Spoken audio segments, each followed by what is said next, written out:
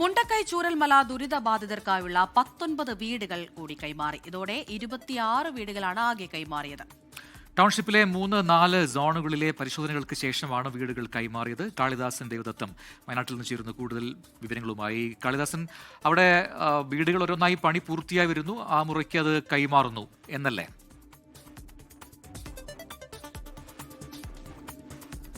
അതെ, അതുതന്നെയാണ് പ്രജിൻ, അമൃത. ഇപ്പോൾ കഴിഞ്ഞ ദിവസം ഇതേപോലെ തന്നെ 3 ഘട്ട പരിശോധനകളും പൂർത്തിയാക്കി 7 വീടുകളാണ് അധികൃതർ ULCCS അധികൃതർ ക്രിപ്കോണിലേക്കും അവിടെ നിന്നും ഗുണഭോക്താക്കൾക്കും കൈമാറിയിരുന്നത്. അത് 3A വരുന്ന 7 വീടുകളായിരുന്നു. ആ ക്ലസ്റ്ററിൻ്റെതായിരുന്നു കൊടുത്തിരുന്നത്. അതിനുശേഷം ഊരാളുങ്കൽ അധികൃതർ വ്യക്തമാക്കിയിരുന്നത് ക്ലസ്റ്റർ തിരിച്ച് വീടുകൾ കൊടുക്കുമെന്നുള്ളതാണ്. ഇന്നത്തെ സംബന്ധിച്ച് 2 ക്ലസ്റ്ററുകളിലായി 19 വീടുകളാണ് കൊടുത്തിട്ടുള്ളത്. അതിൽ 3B 3-ാം സോണിലെ ക്ലസ്റ്റർ ബിയിലെ 9 വീടുകളും 4-ാം സോണിലെ ക്ലസ്റ്റർ എയിലെ 10 വീടുകളും അങ്ങനെ 19 വീടുകളാണ് ഇന്ന് കൈമാറിയത്. ഇതോടൊപ്പം തന്നെ ഈ പരിശോധനകൾ എന്തായാലും തന്നെ പൂർത്തിയാക്കിയ ശേഷമാണ് 3 ഘട്ട ഗുണനിലവാര പരിശോധനകളാണ്. അത് ഒന്ന് ഊരാളുങ്കൽ അധികൃതരുടെ പരിശോധന, അതിനുശേഷം കിഫ്കോണിൻ്റെ പരിശോധന. 3-ാം ഘട്ട പരിശോധന എന്ന് പറയുന്നത് വീട്ടുകാരോടൊപ്പമുള്ള സംയുക്ത പരിശോധന, കിഫ്കോണിൻ്റെയും ഊരാളുങ്കലിൻ്റെയും സംയുക്ത പരിശോധന എന്നുള്ളതാണ്. ഇന്നത്തെ ദിവസത്തെ സംബന്ധിച്ച് ഇന്ന് ആദ്യഘട്ടത്തിലെ 178 വീടുകളും ഊരാളുങ്കൽ അധികൃതർ കിഫ്കോണിന് കൈമാറിയിരുന്നു.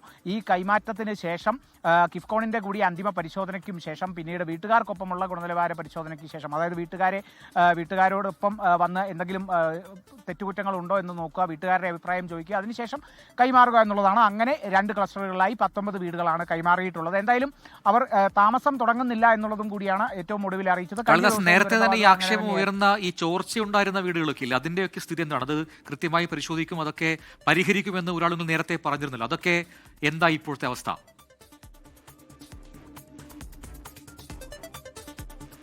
പ്രജിൻ, ആ വീടുകളെ സംബന്ധിച്ച് നമ്മൾ നിലവിലെ അവസ്ഥ പറയുകയാണെങ്കിൽ, അല്ലെങ്കിൽ നിലവിലെ വിവരങ്ങൾ പറയുകയാണെങ്കിൽ, ആ വീടിൻ്റെ മുകളിൽ ഈ വിള്ളൽ കണ്ടെത്തിയതിനെ തുടർന്ന് വീണ്ടും കോൺക്രീറ്റിംഗ് ഒക്കെ നടത്തിയിരുന്നു, സ്ക്രീഡ് കോൺക്രീറ്റിംഗ് നടത്തിയിരുന്നു. നമുക്കറിയാം ചെറിയ ലെയർ ഉള്ള ഒരു കോൺക്രീറ്റ് അതിന് മുകളിലേക്ക് വിള്ളൽ കണ്ടെത്തിയ ആ മേൽക്കൂരയുടെ മുകളിലേക്ക് കോൺക്രീറ്റ് ഇടുന്ന ഒരു പ്രക്രിയയാണ്. അപ്പോൾ അത്തരത്തിലുള്ള വിള്ളൽ കണ്ടെത്തിയ വീടുകളിലൊക്കെ സ്ക്രീഡ് കോൺക്രീറ്റിംഗ് നടത്തിയിട്ടുണ്ട് എന്നുള്ളതാണ് മനസ്സിലാക്കുന്നത്. എന്നാൽ വിള്ളൽ കണ്ടെത്തിയ വീടുകൾക്ക് മാത്രമാണ് അത്തരത്തിൽ രണ്ടാമതും സ്ക്രീഡ് കോൺക്രീറ്റിംഗ് നടത്തിയത് എന്നുള്ളതാണ് നമുക്ക് ഒറ്റ നോട്ടത്തിൽ കാഴ്ചയിൽ നിന്നും മനസ്സിലാക്കുന്നത്. എന്നാൽ എല്ലാ വീടുകളിലും കോൺക്രീറ്റിംഗ് നടത്തും എന്നുള്ളതായിരുന്നു ഊരാളുങ്കൽ അധികൃതർ പറഞ്ഞിരുന്നത്. എന്നാൽ ഇവിടുത്തെ ചില വീടുകൾ നോക്കുമ്പോൾ നമ്മുടെ ഒരു പ്രാഥമിക നിഗമനം എന്നുള്ള നിലയ്ക്ക്, അല്ലെങ്കിൽ അത്തരത്തിലുള്ള പ്രാഥമിക നിഗമനം എന്നോണം അങ്ങനെ നടത്തിയിട്ടില്ല എന്നുള്ള നിലയിലേക്കൊക്കെ തന്നെ മനസ്സിലാക്കുന്നു. എന്തായാലും അതിനെ സംബന്ധിച്ച് ഊരാളുങ്കൽ അധികൃതർ ഒരു വ്യക്തത നൽകുമെന്നുള്ളതാണ്. എന്തായാലും ഊരാളുങ്കൽ അധികൃതരുടെ വാക്കുകൾക്കനുസരിച്ച് തന്നെ നമുക്ക് പോകാം. അവർ 2-ാം ഘട്ടത്തിൽ എല്ലാ വീടുകളിലെയും സ്ക്രീഡ് കോൺക്രീറ്റിംഗ് ഒക്കെ നടത്തി എന്നുള്ളതാണ്. അതിനുശേഷം പിന്നെ വിള്ളൽ പോലത്തെ ഒന്നും കണ്ടെത്തിയിട്ടില്ല, അല്ലെങ്കിൽ അങ്ങനത്തെ ഒരു വിവാദങ്ങളൊന്നും വീണ്ടും ഉയർന്നിട്ടില്ല. എന്തായാലും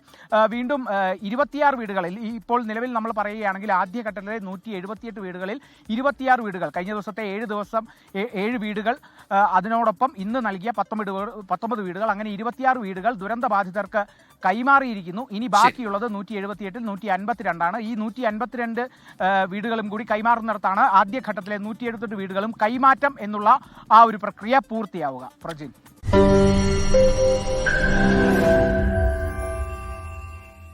ലോകത്തെവിടെയായാലും ഏത് സമയത്തും 24 വാർത്തകളും ഓഗ്മെന്റഡ് റിയാലിറ്റി പാക്കേജുകളും എക്സ്പ്ലെയിനറുകളും വിശദമായി കാണാൻ ഞങ്ങളുടെ YouTube ചാനൽ നിങ്ങൾക്ക് സബ്സ്ക്രൈബ് ചെയ്യാം.